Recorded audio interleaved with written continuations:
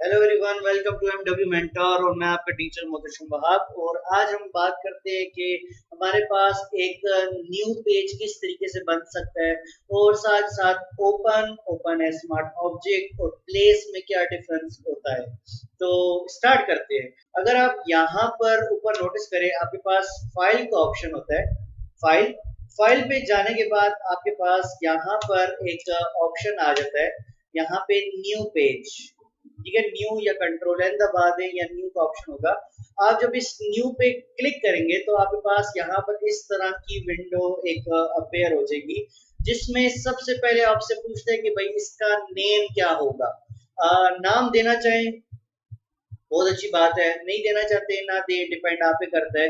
लेकिन नाम देने से फायदा ये होगा कि बाद में आपको फॉर एग्जांपल जो मल्टीपल आप टैग्स ओपन कर रहे हो या मल्टीपल पेजेस ओपन कर रहे हो, तो उसमें काम को ढूंढने में आसानी होगी।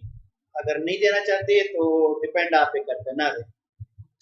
उसके बाद आपके पास एक ऑप्शन आता है प्रीसेट्स। प्रीसेट्स क्या होते हैं? यहाँ पर बने बनाए पेजेस, डिफरेंट पेजेस के साइज हैं और आपके बने बनाए पेजेस हैं कि आपको कौन सा पेज चाहिए, कौन सा पेज नहीं चाहिए। फॉर एग्जांपल अगर आप डिफॉल्ट फोटोशॉप साइज में जाएं तो ये आपको इसकी विड्थ जो होगी 7/5 होगी, ठीक है। अगर आप यहाँ पर इसका प्रीसेट चेंज कर दे, पेज का प्रीसेट चेंज कर दे, तो इसमें आपको डिफरेंट ऑप्शंस देता है कि आपको लेटर साइज चाहिए, लीगल साइज चाहिए, कि दूसरा ऑप्शन चाहिए। अगर आप इसको यहाँ पे चेंज कर दें इंटरनेशनल पेपर, इंटरनेशनल पेपर आपको A4 का साइज देता है और आपको डिफरेंट ऑप्शंस देता है कि आपको A6, A5, A3 या B5, B4, B3 या डिफरेंट पेजेस चाहिए हो, तो आप यहाँ से इनको चेंज कर सकते हो। इवन कि आपके पास यहाँ पे फोटो पिक्चर्स हैं कि आपको लैंडस्केप में 2x3 या बड़ी थोड़ी सी पिक्चर बना रहे हो, तो वेब पेजेस आपको इस तरीके से साइज पे डिपेंड करता है। कि यहाँ में मोबाइल डिवाइस, अगर आप मोबाइल के लिए कोई तस्वीर बना रहे हो तो मोबाइल के लिए आपको यहाँ पे डिफरेंट साइज दे देगा। या फिर फिल्म एंड वीडियोस पे अगर आप कोई बना रहे हो तो आपको उससे रिलेटेड पेजेस के साइजेस मिलेंगे, चाहिए। लेकिन हमारा काम यहाँ पर फॉर एग्जांपल इमेजिन करें कि आपको यहाँ पे इंटरनेशनल पेपर चाहिए, तो इंटरनेशनल पेपर आपको A4 वगैरह मिल सकता है बड़े आराम से। लेकिन इमेजिन करें कि आपको थोड़ा बड़ा पेज चाहिए, आप बड़ा पेज पे काम कर रहे हैं, बड़े पेज पे काम करें, और आपको यहाँ पर आप ढूंढते हो तो वो बड़ा पेज आपको प्रोवाइड नहीं हो रहा, सही है। आपने यहाँ पे बड़ा ढूंढा, आपको पेज नहीं मिल रहा, तो उससे फिर आप क्या करोगे? आप जाओगे कस्टम। कस्टम क्या करता है? मेरी मर्जी का पेज का साइज, मैं अपनी मर्जी से पेज का साइज देना चाह रहा हूँ। मैं बने बनाए पेजेस नहीं लेना चाह रहा, मैं अपनी मर्जी की सेटिंग करना चाहता हूँ, तो कस्टम पे जाऊंगा। कस्टम पे जाने के बाद एक चीज यहाँ पर आपको नोटिस करनी होगी कि यहाँ पर ये यूनिट्स होते हैं, कि यूनिट्स कौन से यूज कर रहे हो आप, डिपेंड करता है। भाई आपके पास पिक्सल्स है, इंचेस है, सेंटीमीटर, मिलीमीटर, पॉइंट्स, पिका और ये कॉलम्स वगैरह ऑप्शन मौजूद है। अगर आप नोटिस करो तो आपके पास डिफरेंट यूनिट्स हैं और डिपेंड करता है कि आप इनमें से कौन सा यूज करते हो। अगर आप 20 इंचेस का फुट लो तो वो बहुत थोड़ा बड़ा होगा, काफी बड़ा होगा। अगर आप 20 सेंटीमीटर का फुट लो तो वो इंचेस के मुकाबले थोड़ा छोटा होगा, 20 सेंटीमीटर होगा तो छोटा होगा। अगर आप 20 मिलीमीटर का फुट लो तो वो उससे छोटा होगा। तो इसी तरीके से डिपेंड करता है कि आपका पेज का साइज कौन सा होने वाला है, ठीक है। आप कौन सा पेज का साइज लेना चाहते हो, कौन सा नहीं। पिक्सल्स में अगर आपको याद हो तो हमने पिक्सल से बात की थी कि एक डॉट जो होता है वो आपका पिक्सल होता है।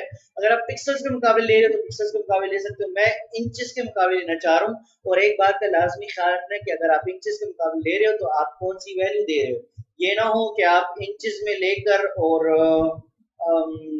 2000 इंचेस का पेज बना लो, तो 2000 इंचेस जो होगा तो वो आप इमेजिन कर सकते हो कि पेज कहाँ तक जाएगा।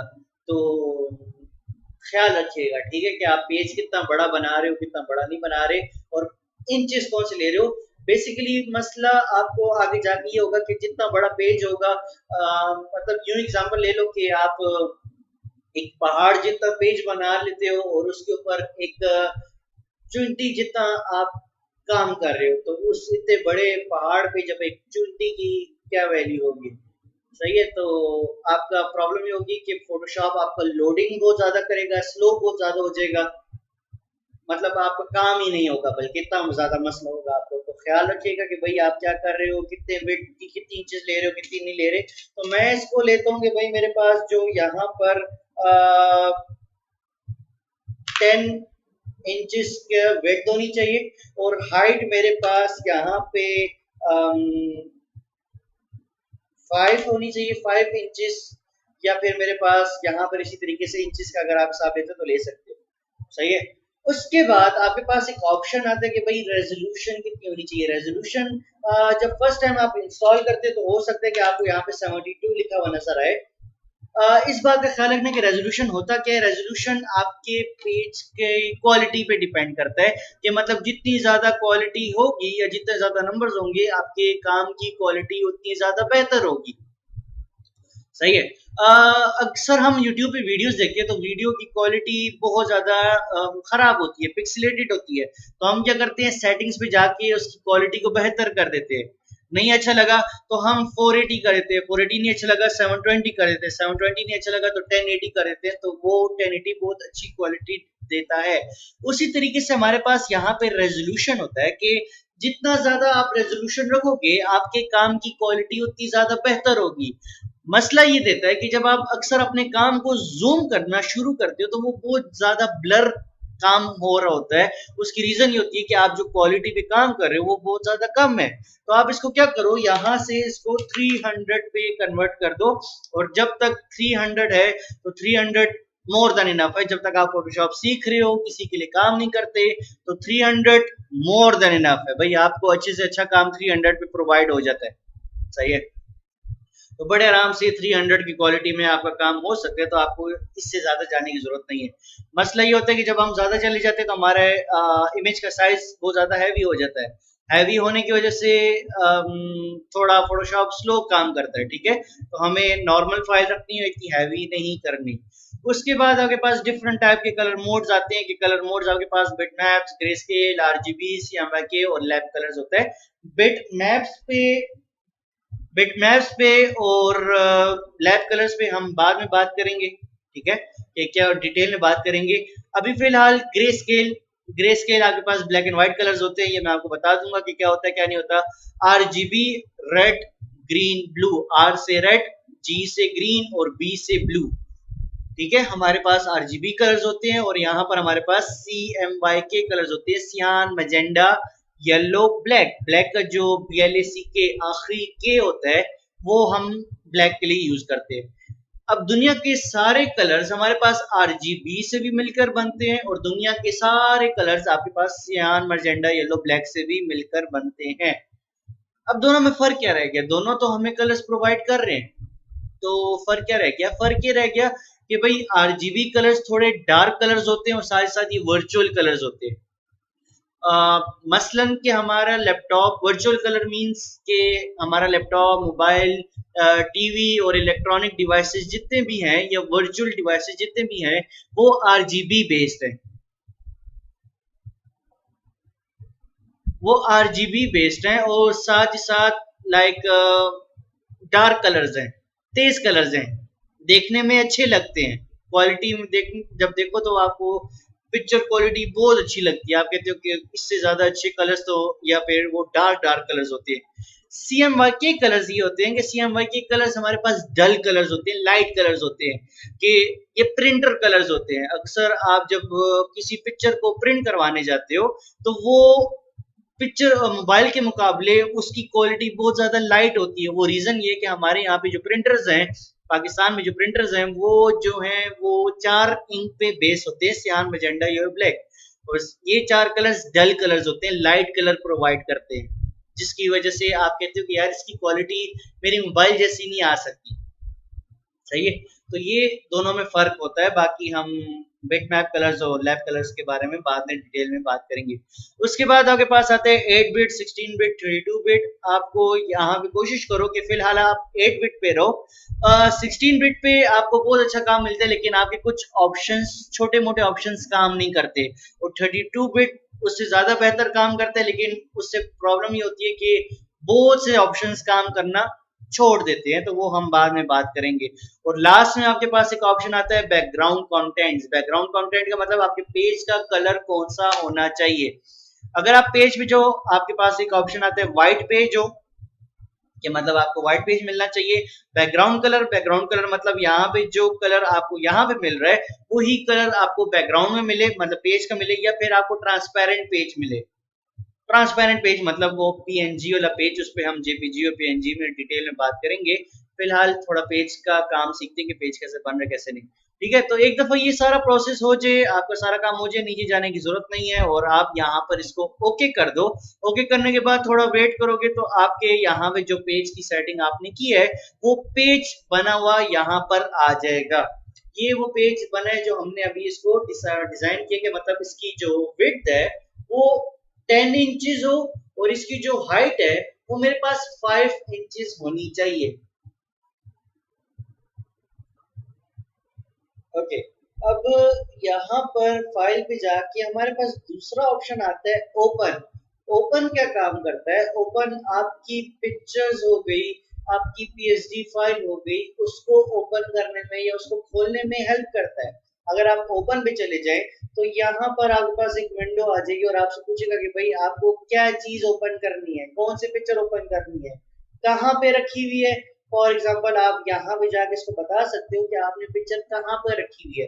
फॉर एग्जाम्पल मैं यहाँ पे जाता हूँ और यहाँ पे इसको बता देता हूँ कि पिक्चर शॉप पे जाके मुझे कौन सी पिक्चर ओपन करनी है। मैं कहता हूँ मुझे ये वाली पिक्चर ओपन करनी है, मैं इस पे क्लिक करता हूँ।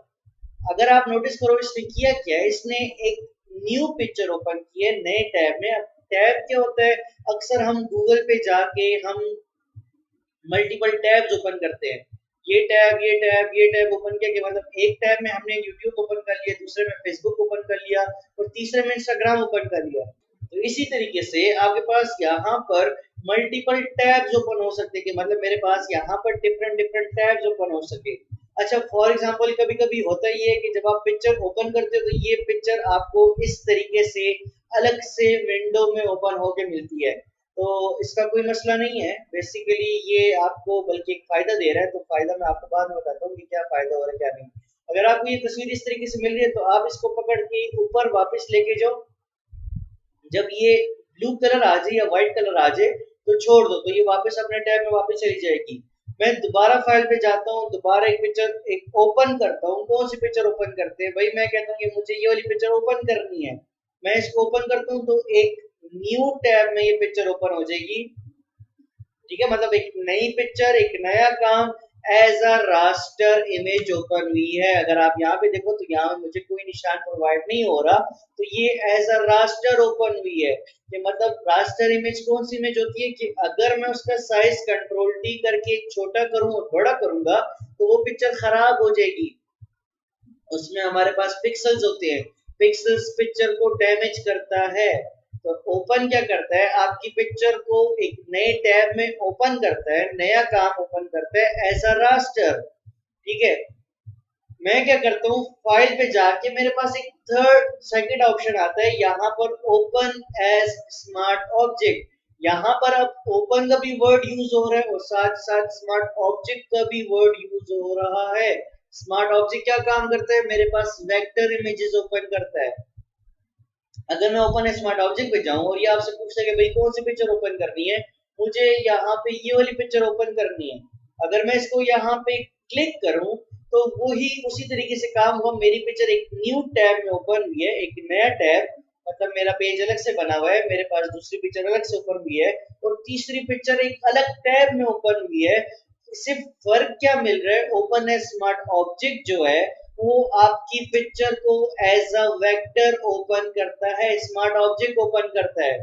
स्मार्ट ऑब्जेक्ट, अब इसका मतलब ये कि अगर मैं इस पिक्चर का साइज छोटा करूं और इस पिक्चर को दोबारा से बड़ा करूं तो इसकी क्वालिटी खराब नहीं होगी। इसकी क्वालिटी खराब क्यों नहीं होगी? क्योंकि इसको स्मार्ट ऑब्जेक्ट में ये शेप्स के अंदर कन्वर्ट हो जाती है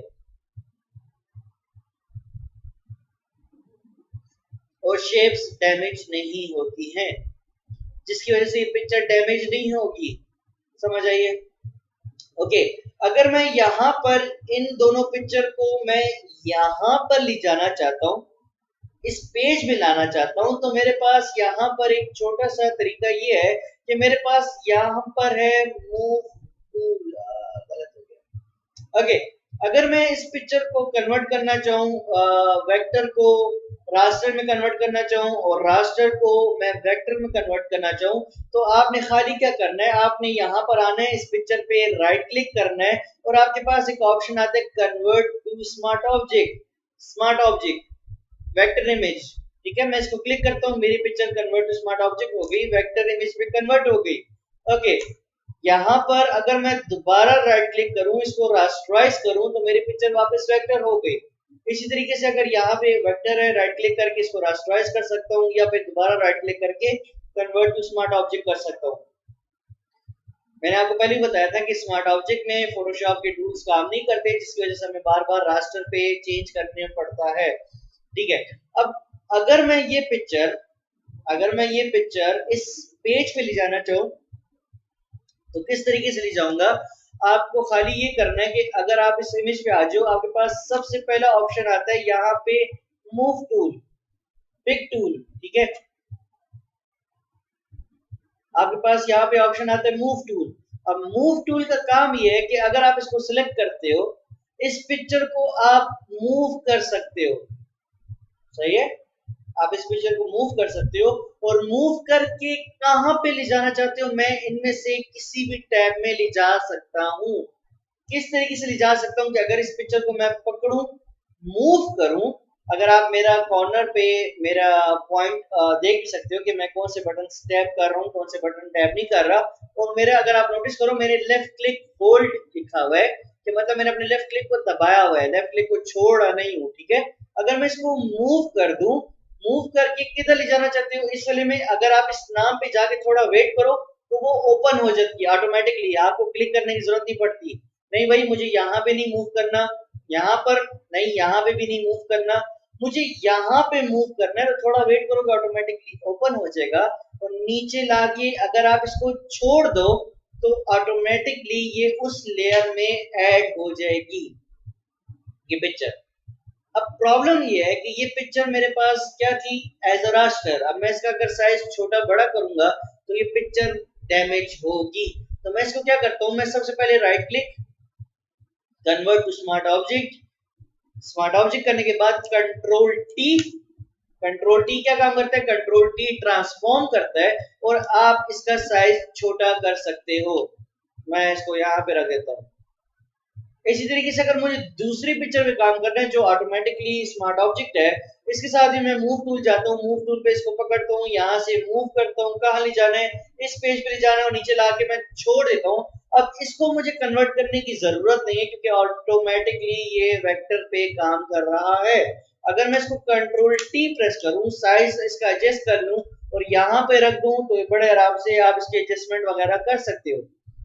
अब इसके प्रोसेस में प्रॉब्लम ये है कि भाई मुझे थोड़ी मेहनत ज्यादा करनी पड़ती है कि एक ऑब्जेक्ट को मूव करना पड़ता है, उसको फिर कन्वर्ट करना पड़ता है और उसको फिर ट्रांसफॉर्म करना पड़ता है। मतलब मुझे तीन तीन डिफरेंट प्रोसेस अप्लाई करने पड़ते हैं। तो मेरे पास यहाँ पर एक ऑप्शन आता है, फाइल के अंदर जाके मेरे पास एक ऑप्शन आता है प्लेस का। मेरे पास एक ऑप्शन प्लेस का आता है कि अगर इसको मैं प्लेस करूं, दोबारा से मुझसे पूछते हैं कि भाई आप क्या काम करना चाह रहे हो, कौन सी पिक्चर चाहिए। फॉर एग्जांपल मुझे यहाँ पे ये वाली पिक्चर चाहिए, मैं इसको सेलेक्ट करके प्लेस करता हूँ, तो ऑटोमेटिकली उसी पेज के अंदर काम ओपन होगा। ठीक है, आपको डायरेक्ट ऑप्शन देता है कि आप इसको ट्रांसफॉर्म करना चाहते हो। मैं भाई इसको ट्रांसफॉर्म करना चाहता हूँ, इतना साइज होना चाहिए, और जब ओके करूंगा तो आपको ये पिक्चर वेक्टर में देता है कि मतलब अगर मैं इसका साइज की एडजस्टमेंट कर भी रहा हूँ तो इसकी शेप खराब नहीं होगी। तो मुझे तीन फायदे दे रहा है, मुझे मूव करने की जरूरत नहीं पड़ती, मुझे ट्रांसफॉर्म का ऑप्शन दे रहा है और साथ ही साथ मुझे वेक्टर इमेज दे रहा है। तो मैं बड़े आराम से तीनों प्रोसेस पे बड़े आराम से प्लेस पे जाके वो काम कर सकता हूँ। मैं दूसरी जगह से पिक्चर्स को मूव भी कर सकता हूँ और साथ ही साथ मैं प्लेस भी कर सकता हूँ। तो आपके पास यहाँ पे न्यू, ओपन, ओपन है स्मार्ट ऑब्जेक्ट और प्लेस में ये छोटा मोटा फर्क आ जाता है। उम्मीद है कि आप लोगों को इस सारे प्रोसेस की समझ आई होगी और अगर कोई क्वेश्चन होगा तो आप लोग जरूर कमेंट में मुझसे पूछोगे। Thank you.